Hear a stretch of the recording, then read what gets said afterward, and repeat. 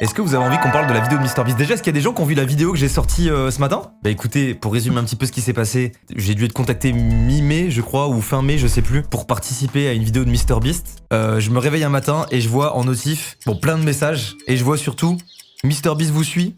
Je suis en panique, c'est sur le moment, je suis en mode qu'est-ce qui se passe? Genre pourquoi? Comment ça? Il connaît mon existence, tu vois?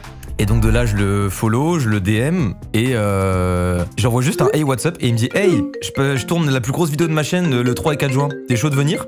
J'ai dit bah ok. Il me dit juste qu'il y a Logan Paul et KSI pardon, à Show Speed. Et très vite, je reçois un message de Maxime qui me dit t'as été contacté pour la même chose? Et là on est en mode ouais. On savait juste globalement que ça allait être, il y avait une histoire de cube, mais il y avait aussi une possibilité que ce soit une sorte de Jeux Olympiques de youtubeurs un peu. Est-ce qu'on se fait un react? Non, pas un react. Pour vous spoil, je me suis fait éliminer sur le jeu Squid Game avec les cookies de merde là, où t'as une chance sur 4 d'avoir le bon truc ou une chance sur 4 d'avoir le pire. Donc dans l'ordre, je crois que le plus simple c'est le triangle, ensuite c'est le rond, ensuite c'est l'étoile, ensuite c'est le parapluie. C'était terrible. Hein. Mais ouais, j'ai pas eu de chance, j'ai pioché l'étoile. Entorse, et bah voilà, je me suis juste foiré quoi. Donc sur le moment j'étais un peu dégoûté, on va pas se cacher parce qu'il y avait le truc de basket juste avant où je me tâtais à y aller, il y avait une épreuve où en gros on était dans le cube, il y a Beast qui arrive, qui dit ouvrez les rideaux, il y a des rideaux qui s'ouvrent et on voit un panier de basket, donc en dehors du cube, et Beast nous dit là, vous pouvez sortir du cube, vous avez l'occasion de mettre un panier à 3 points, celui qui le met, non seulement il revient dans le cube mais en plus il gagne un Cybertruck, là c'est les voitures Tesla qui ressemblent à des tanks un peu.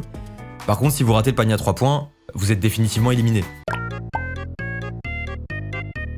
Ok, bah par exemple, regardez, exemple typique de la gentillesse d'un gars.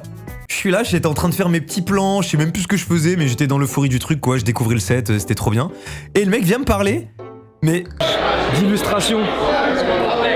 Nice to meet you, Theo. Theo? Yeah, Theo. Nice to meet you. Nice to meet My you. YouTube channel. Nice to meet you. Friends, and you? France? Yeah. Moscow. Oh, okay. Yeah. Have you been? No, never. Never? And you in France? No. Ah. We gotta do a switch thing. Yeah. Yeah. Good food? Ah, good food, yeah. What's your favorite in France? Favorite food? Yeah. Non, ça je suis désolé, c'est une question piège, les gars. Genre... Mais après, moi, j'avoue, je le connaissais pas. Mais ça, c'est une question piège de zinzin. À quel moment tu rencontres quelqu'un, au bout de 10 secondes, tu lui dis c'est quoi ta bouffe préférée? En vrai, de vrai, c'est super dur de répondre à cette question. Et j'avais pas envie de dire pasta. Tu sais, je me suis dit vas-y, faut que je trouve un truc un peu élaboré, on sait pas, tu vois. Et je voulais trouver un plat français typique, mais je suis en mode je vais pas m'inventer un plat préféré. J'ai paniqué, j'ai dit burger. I love burger. Là, la tête, là, regardez ma tête, hein.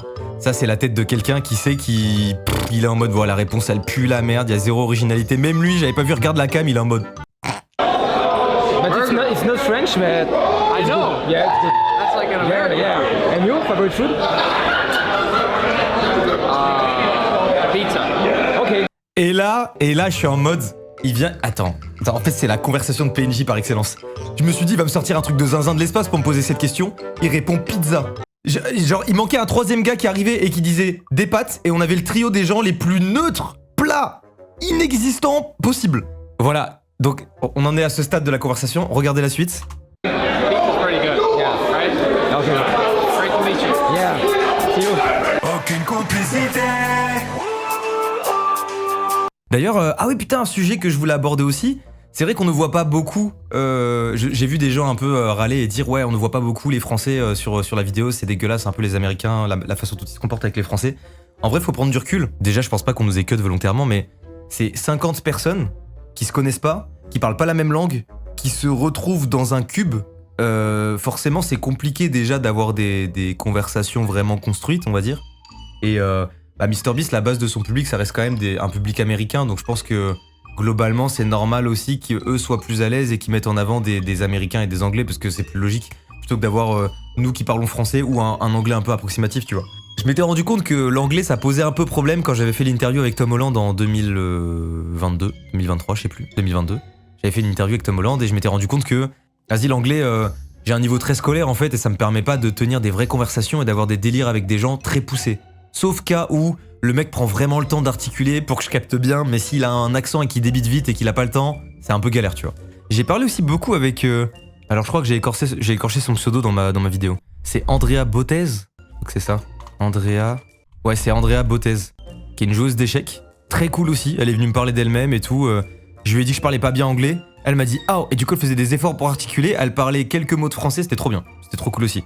Elle est DJ aussi, putain, bah chaud de ouf. Le truc des trophées YouTube aussi, ça c'est dingo en vrai quand même. Genre c'est fou ça, de refaire nos trophées.